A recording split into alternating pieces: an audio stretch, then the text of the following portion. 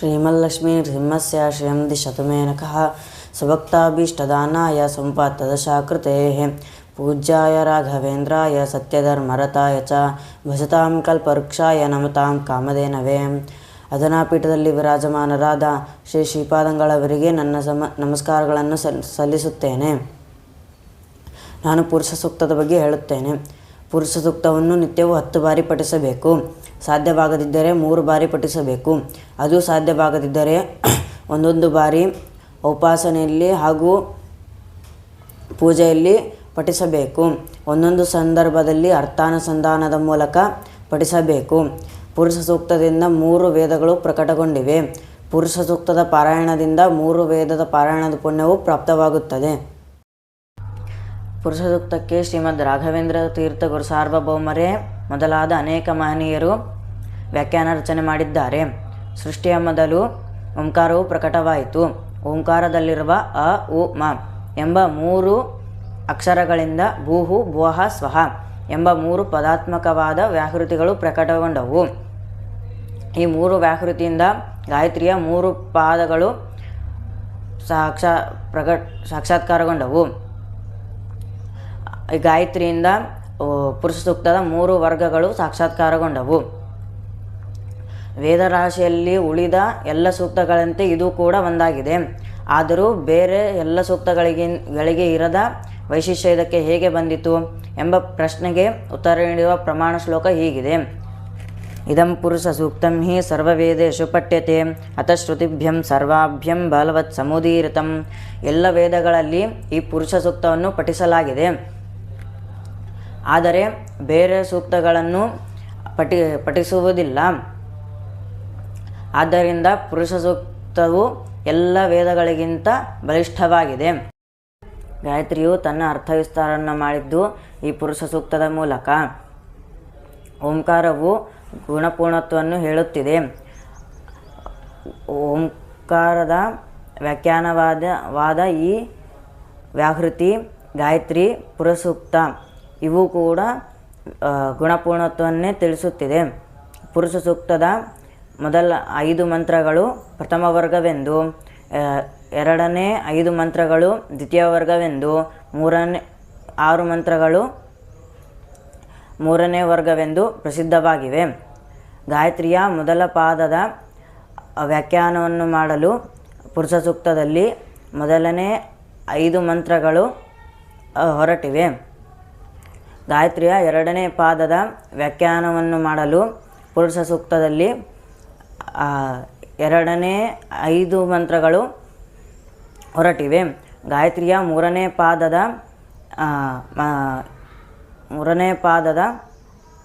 ವ್ಯಾಖ್ಯಾನವನ್ನು ಮಾಡಲು ಕೊನೆಯ 6 ಮಂತ್ರಗಳು ಹೊರಟಿವೆ.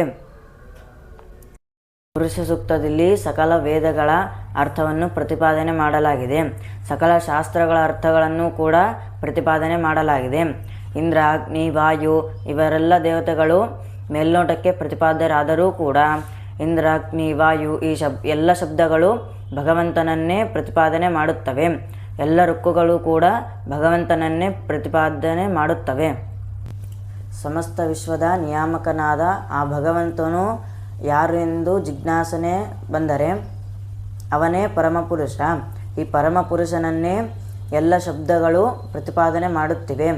ಸಿಂಹದ ಗರ್ಜನೆ, ಆನೆಯ ಗೀಳಿಡುವಿಕೆ, ಗುಡುಗಿನ ಶಬ್ದ, ಸಿಡಿಲಿನ ಶಬ್ದ, ಪ್ರಕೃತಿಯಿಂದ ಬರುವ ವಿವಿಧ ಶಬ್ದಗಳೆಲ್ಲವೂ ಇವನನ್ನೇ ಕೊಂಡಾಡುತ್ತಿವೆ.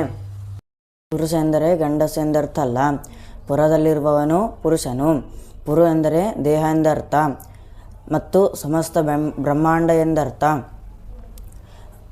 ದೇಹದ ನಿಯಾಮಕನಾದ ಆ ಪರಮಾತ್ಮನೇ ಪುರುಷನೆಂದು ಕರೆಸಿಕೊಳ್ಳುತ್ತಾನೆ.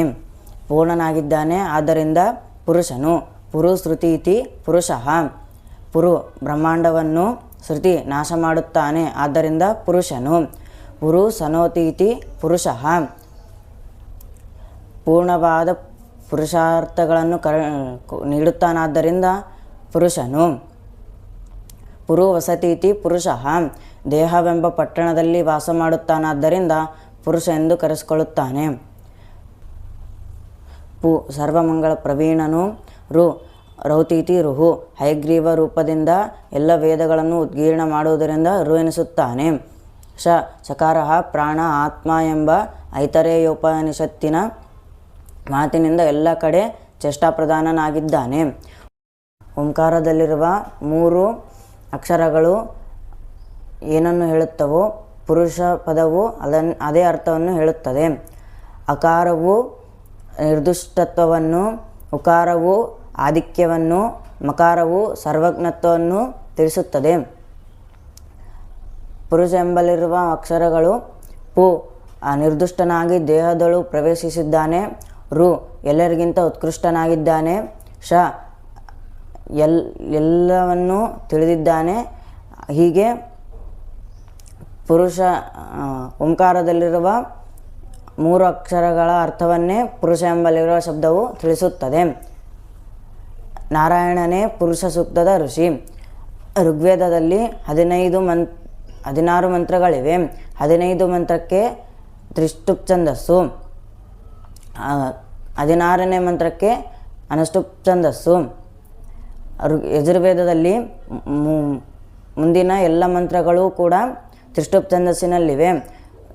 15ನೇ ಮಂತ್ರವು ಅನುಷ್ಟುಪ್ ಛಂದಸ್ಸಿನಲ್ಲಿದ್ದು ಕೊನೆಯ ಮಂತ್ರವು ತ್ರಿಷ್ಟುಪ್ ಛಂದಸ್ಸಿನಲ್ಲಿರಲು ಕಾರಣ ಹೀಗಿದೆ. ನಾಮ, ಲೋಕ, ವಾಕ್, ಚಿಂತನೆ, ವೀರ್ಯ, ಅನ್ನ, ಮನಸ್ಸು, ಇಂದ್ರಿಯಗಳು, ಪೃಥಿವಿ, ಜಲ, ತೇಜಸ್ಸು, ವಾಯು, ಆಕಾಶ, ಶ್ರದ್ಧೆ ಇವೇ 16 ಕಲೆಗಳ ದಾಟಬೇಕು. 16ನೇಯವನೇ ಜೀವ. ಹಿಂದಿನ 15 ಜಡವಾಗಿವೆ. 16ನೇ ಜೀವನು ಕ್ಷರಪುರುಷನೆಂದು ಕರೆಸಿಕೊಳ್ಳುತ್ತಾನೆ. ಇವನು 15ರಿಂದ ಮುಕ್ತನಾಗಿ ಭಗವಂತನೆಡೆ ದಾಟಬೇಕೆಂದರೆ ಭಗವಂತನನ್ನು ಪರಮ ಪುರುಷನೆಂದು ಉಪಾಸನೆ ಮಾಡಬೇಕು. ಅದನ್ನೇ 16ನೇ ಮಂತ್ರವು ತ್ರಿಷ್ಟುಪ್ ಛಂದಸ್ಸಿನಲ್ಲಿದ್ದು ಸೂಚನೆ ಮಾಡುತ್ತದೆ. ಕರ್ಮಗಳು ಲೋಪವಾದಾಗ ಪುರುಷ ಸೂಕ್ತದ ಪಾರಾಯಣದಿಂದ ಆ ದೋಷವು ಪರಿಹಾರವಾಗುತ್ತದೆ. ಪಾತಕ, ಉಪಾತಕ, ಮಹಾಪಾತಕ ಎಂಬ 3 ದೋಷಗಳು ಪುರುಷ ಸೂಕ್ತದ ಪಾರಾಯಣದಿಂದ ಪರಿಹಾರವಾಗುತ್ತವೆ. ಹಿರಿಯರು ದುರ್ಮರಣ ಹೊಂದಿದಾಗ ಸದ್ಗತಿಗಾಗಿ ಪುರುಷ ಸೂಕ್ತದ ಪಾರಾಯಣದಿಂದ ಹಿರಿಯರಿಗೆ ಸದ್ಗತಿ ಸಿಗುತ್ತದೆ. ಪುರುಷ ಸೂಕ್ತದ ಅರ್ಥವನ್ನು ತಿಳಿದು ಶ್ರದ್ಧೆಯಿಂದ ಅರ್ಥಾನುಸಂಧಾನದ ಪೂರ್ವಕವಾಗಿ ಪಾರಾಯಣ ಮಾಡಿದರೆ ಭಗವಂತನು ಪ್ರೀತನಾಗಿ ನಮಗೆ ಮೋಕ್ಷವನ್ನೇ ಕೊಡುತ್ತಾನೆ. 30 ದಿನಗಳ ಕಾಲ ಶ್ರದ್ಧೆಯಿಂದ ಪುರುಷ ಸೂಕ್ತದಿಂದ ಹೋಮ ಮಾಡಿದರೆ ಪುತ್ರ ಸಂತಾನವಾಗುತ್ತದೆ. ಸಾಧಕನಾದ ಮಗನು ಹುಟ್ಟುತ್ತಾನೆ. ಎಲ್ಲರಿಗೂ ಮೃತ್ಯು ನೀಡುವ ಆ ಯಮದೇವನನ್ನೇ ಆ ಪುರುಷನಾಮಕನಾದ ಪರಮಾತ್ಮನು ಪ್ರಳಯ ಸಮಯದಲ್ಲಿ ನುಂಗುತ್ತಾನೆ. ಮೃತ್ಯುವಿಗೆ ಮೃತ್ಯು ಎನಿಸುತ್ತಾನೆ. ಅಂತಹ ಪುರುಷನಾಮಕನಾದ ಪರಮಾತ್ಮನ ಪಾರಾಯಣವನ್ನು, ಜಪವನ್ನು, ಹೋಮವನ್ನು ಮಾಡಿದರೆ ಅಂಥವರಿಗೆ ಎಂದಿಗೂ ಮರಣ ಬರುವುದಿಲ್ಲ. ಪುರುಷಸ್ಯ ಹರೇ ಸೂಕ್ತಂ ಸ್ವರ್ಗ್ಯಂ ಧನ್ಯಂ ಯಶಸ್ಕರಂ ಆತ್ಮಜ್ಞಾನಮಿದಂ ಪುಣ್ಯಂ ಯೋಗಧ್ಯಾನಮಿದಂ ಪರಂ. ಭಗವಂತನ ಕುರಿತಾದ ಪುರುಷ ಸೂಕ್ತದಿಂದ ಜೀವನು ಧನ್ಯನಾಗುತ್ತಾನೆ. ಸ್ವರ್ಗಾದಿ ಇಷ್ಟಗಳು ನೆರವೇರುತ್ತವೆ. ಕೀರ್ತಿ ಅಭಿವೃದ್ಧಿಯಾಗುತ್ತವೆ. ಯೋಗಿಗಳ ಧ್ಯಾನಕ್ಕೆ ಇದೇ ವಿಷಯವಾಗಿದೆ. ಆತ್ಮಜ್ಞಾನವೂ ಕೂಡ ಪ್ರಾಪ್ತವಾಗುತ್ತದೆ. ಪುರುಷ ಸೂಕ್ತಕ್ಕೆ ಇಂತಹ ಮಹಿಮೆ ಇರುವುದರಿಂದಲೇ ಎಲ್ಲ ಸತ್ಕರ್ಮಗಳಲ್ಲಿ ಪುರುಷ ಸೂಕ್ತವನ್ನು ಪಠನೆ ಮಾಡಲಾಗುತ್ತದೆ. ಈ ಪುರುಷ ಸೂಕ್ತವು ಎಲ್ಲ ಪೂಜೆಗಳಲ್ಲಿ ಹೇಳಬೇಕು. ಹೇಳದಿದ್ದರೆ ಅದೊಂದು ಅಪರಾಧವೆಂದು ಎಲ್ಲ ಶಾಸ್ತ್ರಗಳು, ಸಂಪ್ರದಾಯಗಳು ಕೂಡ ತಿಳಿಸುತ್ತವೆ. ಪುರುಷ ಸೂಕ್ತವು 4 ವೇದಗಳಲ್ಲಷ್ಟೇ ಬರುವುದಿಲ್ಲ. ಶತಪಥ ಬ್ರಾಹ್ಮಣ, ನಿರುಕ್ತ ಇತ್ಯಾದಿ ಭಾಗಗಳಲ್ಲಿ ಪುರುಷ ಸೂಕ್ತವು ಬಂದಿದೆ. ಅದರ ವ್ಯಾಖ್ಯಾನವನ್ನು ಕೂಡ ಮಾಡಲಾಗಿದೆ.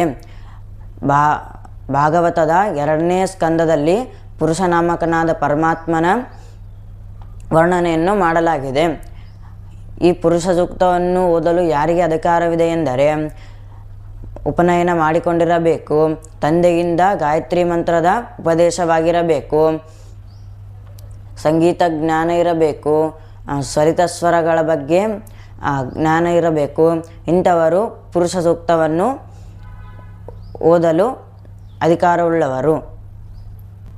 ಇನ್ನು ಗುರುಗಳಿಂದ ಉಪದೇಶವನ್ನು ಪಡೆದುಕೊಂಡು ಪುರುಷ ಸೂಕ್ತ ಅಧ್ಯಯನ ಮಾಡಬೇಕು. ಇಂಥವರು ಪುರುಷ ಸೂಕ್ತವನ್ನು ಓದಲು ಅಧಿಕಾರಿಗಳು. ಇಷ್ಟು ಹೇಳುತ್ತಾ ನನ್ನ ಮಾತುಗಳನ್ನು ಮುಗಿಸುತ್ತೇನೆ. ಶ್ರೀಕೃಷ್ಣ ಅರ್ಪಣಮಸ್ತು.